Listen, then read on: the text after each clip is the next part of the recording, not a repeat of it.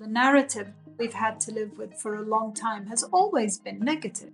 I don't believe that all designers need to focus on heritage. I think a healthy ecosystem means that there's room for everybody. Fundamentally, everyone wants to help their own country. You want to be part of that. You know, there's Yes. something really important happening. This video is brought to you by EFG Holding. For 40 years, EFG Holding has been realizing more for clients, investors, businesses, communities, and individuals. See the world differently and realize more with EFG Holding. I know that you are extremely involved in the Vision 2030 that the kingdom has been developing. You're part of the cornerstone of the design element. Walk me through a little bit how that came about for you, and then I'd like to go into, drill down a little bit into what that means. Before the announcement of Vision 2030 as Vision 2030, there were many, many elements. And actually, I had moved back to Saudi before my father passed away because there were all these changes that were happening, and there was, and I had honestly just missed my family and wanted to come home. And so when I came back, it was because there was something in the air, let's say. Yeah. And it was very exciting, and it was a lovely feeling. It didn't have the name Vision 2030 at the time, but it was definitely there. And as I spent more and more time here and have been married and settled back in Riyadh, I felt the difficulties of being a designer based in Riyadh with all my production and everything based in another country. Yeah. And so I started discovering or trying to look at what it would take for me to bring my business back here in a way that made it feasible, and really understanding what the difficulties in and around that were. I think trying to figure out how to do that meant that I came into contact with a lot of other designers who had been based in Dubai, who had been based in the States, who had been based all over the world, who were looking people who had a similar idea to you come back. Because who doesn't want to participate in such an amazing sort of human experiment? Well, and I think fundamentally everyone wants to help their own country. Absolutely. I mean, that's the bottom line. You want to make your country the best it can be. So it's a no-brainer. Yeah. You want to be part of that. There's something really important happening, and you want to be an active participant, which is, it's now that I'm here and I'm participating, it's definitely my life's work for sure. There's nothing more important than that. And so having come back and realizing all the difficulties and where there were unknowns, and there were so many unknowns, what I decided to do is I kept saying, I need a map. I need someone to give me a map of like who is where and doing what, and what can, and how can they work together, and just give me a map. And then I realized that, I needed to do the thing that I wanted. Yeah. So you had to create your own map. Exactly. So I established Adhlal.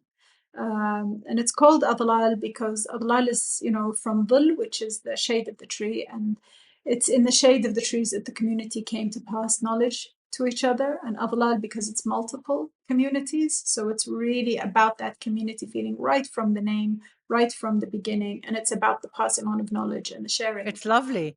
And the idea of sitting together and sharing stories and passing knowledge along. Absolutely. And so for me, we started by creating an industry report, so focus groups, research benchmarking, and to create the first industry report specifically on design, so the design ecosystem in Saudi, because I thought, right, I need to know where we all are, and then we need to know where we all are, because then we have something to measure against as we move forward. And by the design community, we're talking fashion, art, jewelry. It's encompassing all of these creative arts. It's even more than that. So it's also industrial design. It's also architecture, interior design, graphic design, UX, UI design, really anything where creativity is the tool. And I'd Right. even argue now uh, that it would include things like strategy design, business design, and governance Interesting. design. Yeah, you've taken it further, the label. So that's for me personally, right? And if you Yes. look at Adhlal, so in Adhlal, we always like to say we like to connect the dots because it's about connecting the dots and accelerating the development of the ecosystem. And what is that ecosystem? So it's government, it's academia, it's industry, and then it's the design community. Mm, And so mm, how mm. do those overlap? What are the touch points? How do they help each other? And as consultants or as advisors, what we do is we use design thinking and creativity as a tool by which we come up with strategies and designs, and we use research, so we base it on research in the local community. So Mhm, we're not mhm. answering the needs of design everywhere. We're very focused on Saudi Arabia, and so the problems as they develop. So every time something gets fixed, something else develops. So then we need to understand what that is, and then we need to look at finding solutions.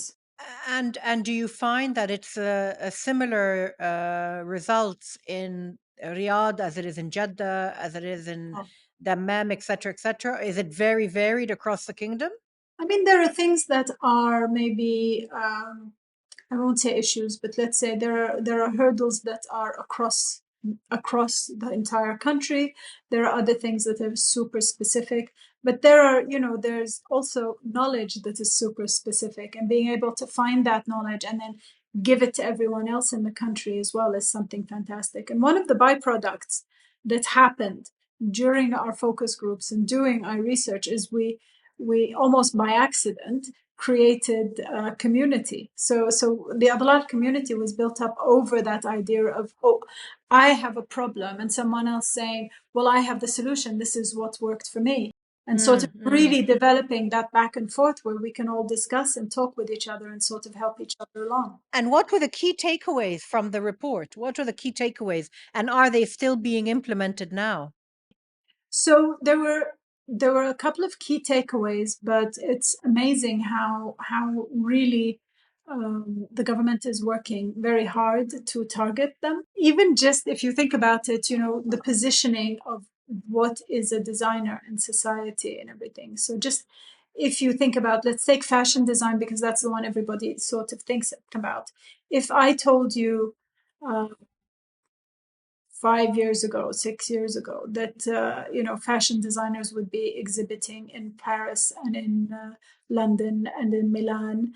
Not only that they'd have drops in Gallery Lafayette, that they had exhibitions like Huneida Sarafi as well in Harrods. That Harrods Hive would be here Yeah, doing talks. That no one would have believed that that's then, but right. we've come in that time.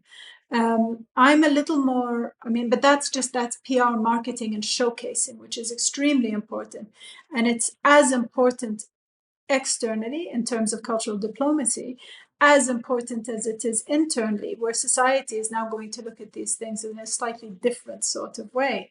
And it's adding value to these kinds of jobs. Industrial design did not really exist here 5 years ago. Then it was really brought in. Design thinking now is popping up all over the place, which is fantastic. And did you find when you began that a lot of the design industry was not Saudi, was not rooted in Saudi initiatives? Was there a lot of foreign know-how that was guiding it at the beginning from decades before? And then now that is now slowly getting uprooted, and there's a Saudi grassroots roots movement happening in all of these different industries. I think the narrative is slightly different. I Hmm. think really what was happening here is we had a lot of interest in the foreign brands. So Yes, already the companies were foreign companies, they weren't local.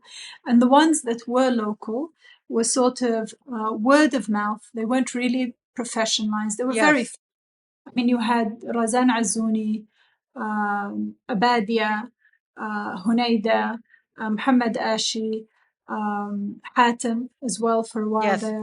yes. And so there were certain people who were known, but they weren't known everywhere. Most of them, like Mohammed Ashi, is based in,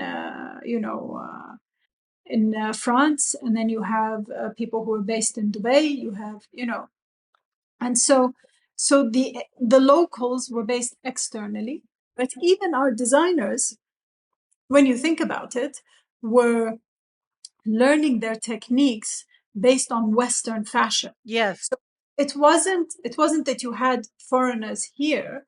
It was that what they were learning, even when they were studying, was based on that. It wasn't, I think, till Dr. Leila Bassam, I think, was the first one who included the traditional cuts, so that in university, so people were actually learning them. And there's still a lot of, I think there's a huge gap there.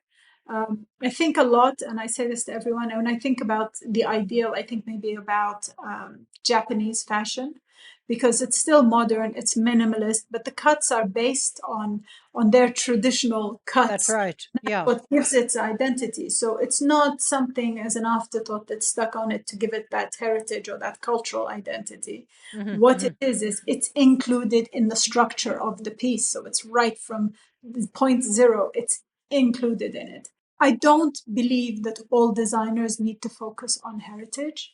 I think a healthy ecosystem, whatever it is, means that there's room for everybody to Absolutely. play. But I think if you're looking to sell in Saudi, um, if that's your goal, then I think you need to identify what are the problems you're addressing through your design, whether that's a product or whether it's a garment. You have to address things like the weather, the lifestyle, the cultural way of living here. So Yeah, these are but things you have to do. sure, sure. But in a larger picture, about a year ago, I interviewed Imran Ahmed, who I'm sure Mm, you know, who's the head of the business of fashion, and yeah. he had just come from a trip to Kuwait and the UAE, and he is obviously of Indian heritage, and he's very much a proponent of promoting what is happening locally in each market. He's very against this concept of the West giving, pushing their imagery, their know-how onto other cultures. And what I find, what we talked about when we met, was how interesting it is that there is this movement, and it's not just Saudi, it's across the entire region. It's Egypt, it's the rest of North Africa, it's Kuwait, it's Oman. This pride in our cultures and in our heritage, and it's coming through in everything. It's coming through in people's choices of travel. It's coming through in their choices of clothing.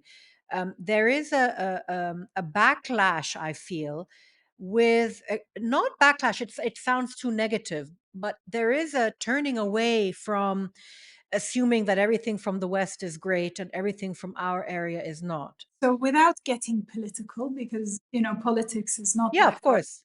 not a politician, but as someone who's grown up as you have and has uh, seen a lot happen in the region and outside the region, both in the West and in the region, and understood, I think, that the narrative that we've had as Arabs to live with, and North Africans, and just in the region in general, the Yeah, narrative we've had to live with for a long time has always been negative. I think since September 11th and after, it's just absolutely. all been negative.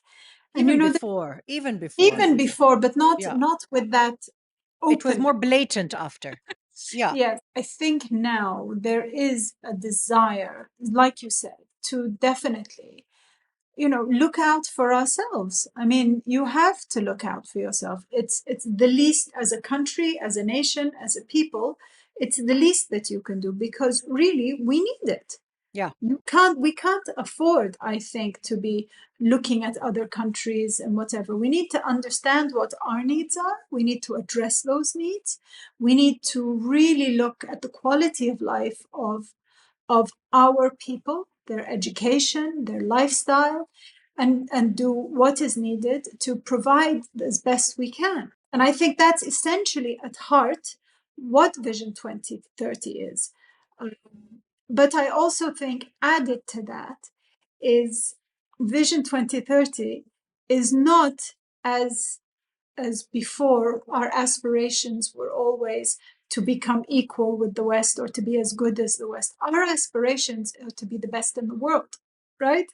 And so that opening up of what our target is, or how big we can dream, is something that I think allows for a definite, we deserve to be proud of that aspiration. And not only is it an aspiration, in real time, we can see it happening.